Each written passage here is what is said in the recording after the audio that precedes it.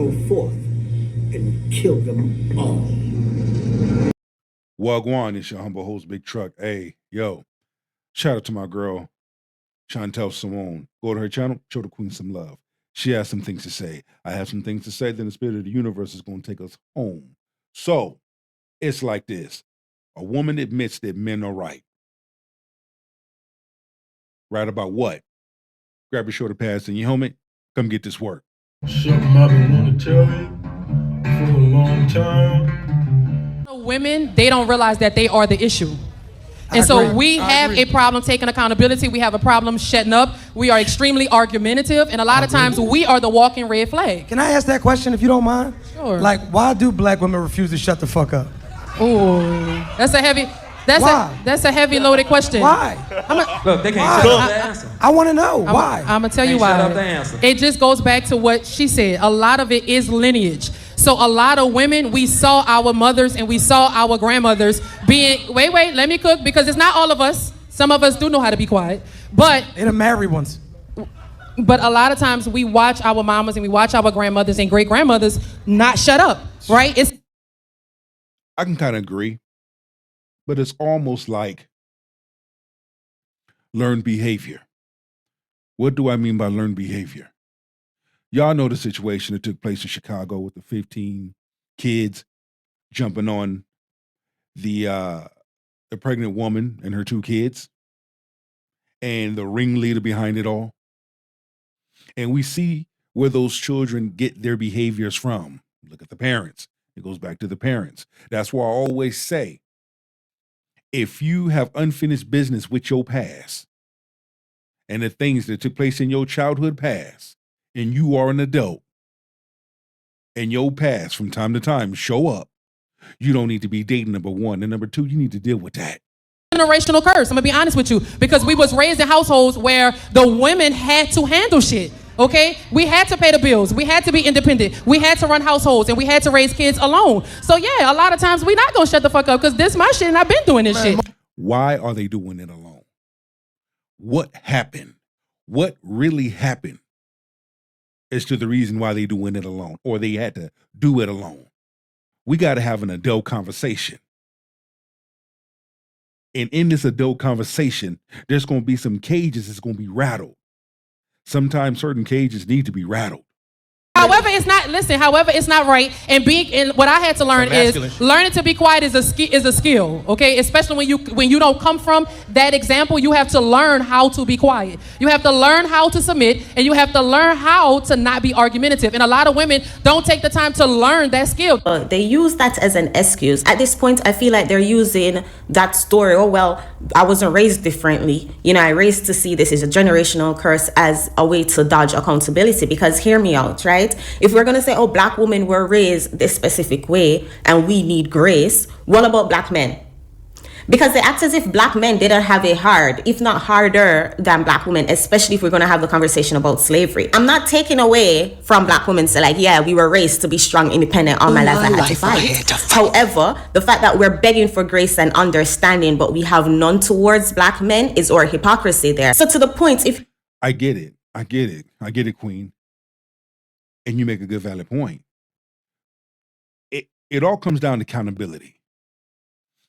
At the end of the day, a large number, not all, but a large number of women will be held accountable for the things that they do and say. Because if we can sit up there and we can hold a large number of men accountable for the things that they do and say, why can't we hold that same mantle for a large number of women, especially black women? Because accountability to them is kryptonite. A large number of women dance around the truth, dance around reality, and reality smacks them in the face each and every time. Men are seeing the outcome because look how they crash out. You want grace for our history.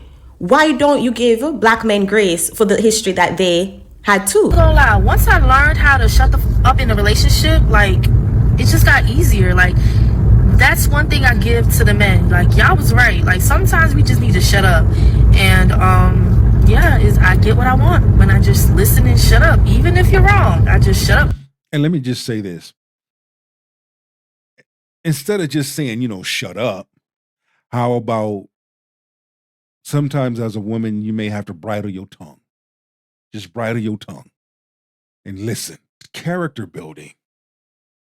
A large number of men and women have to be willing to unlearn what they have learned in order to be a better version of themselves. Good men and women have always been walking around the universe. You have to look at who you choose versus who you throw away. I just shut up now. La la la la la. Like I just played this tune in my head until he's done. And he thinks I'm listening and he thinks he's right. But, you know, it's all right. Just shut up. Is the relationship worth an argument? Yeah. I always say, like, is this worth it? Like, is this argument worth ending our relationship? If it's a no, shut up. The thing is, when she said, even if he's wrong, because if he's wrong, he's the one that's going to have to deal with the consequences of his wrong decisions, right? As the head, as the leader, as the one that we look to for problem solving, for decision making, for discernment, is the one that's going to deal with the consequences of whatever action we decide to take. Now, if he is a little simp and he listens to you as a woman all the time, taking your telling, but is the one that's going to have to deal with the consequences, that don't make no sense. The one that's going to deal with the consequences is the one that makes the decision. However, black women, we think that, oh, we're supposed to be the one that wear the pants, be the one to make the decisions. However, when time comes to deal with the consequences, when shit hits the fan, we're looking at black men to protect us. No. The one that's going to protect us is the one that makes the decision. That is why Louis Farragut say you cannot protect what you cannot control. You can't. And that's where wisdom comes in. That's where bridling your tongue comes into play. Think before you speak. Choose your words wisely. It's not what you say, it's how you say what you say when you say it.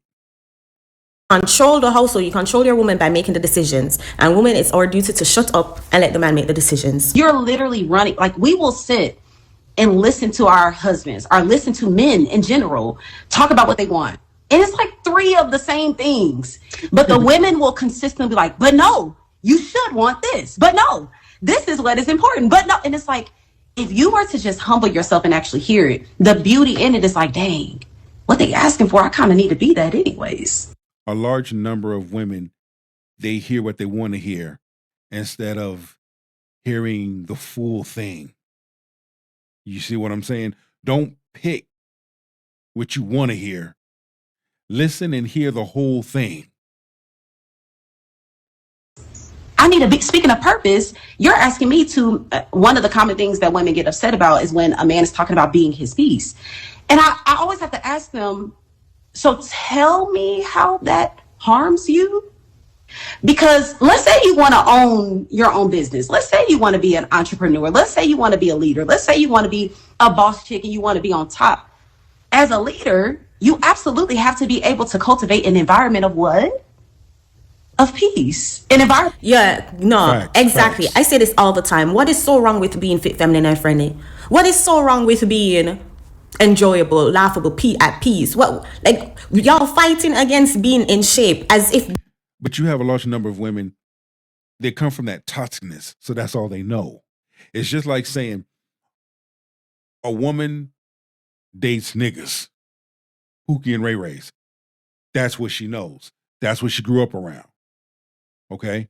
That's what she attracts. That's what she's familiar with.